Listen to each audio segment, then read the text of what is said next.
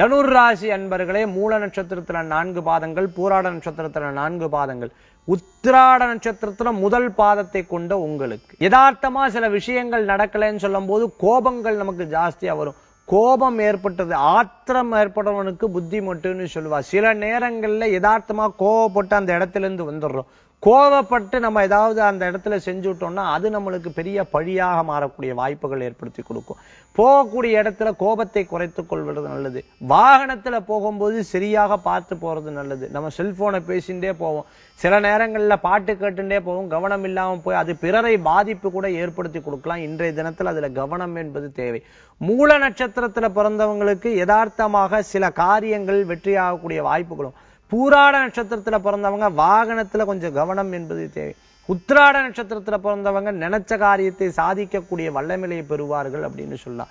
இன்றைய தினத்துல உங்களுக்கு அதிர்ஷ்டம் தரக்கூடிய எண் 5, நிறம் பச்சை. வழிபாட்டுக்குண்டான தெய்வம் பைரவர் வழிபாடு உன்னதமான வழிபாடு.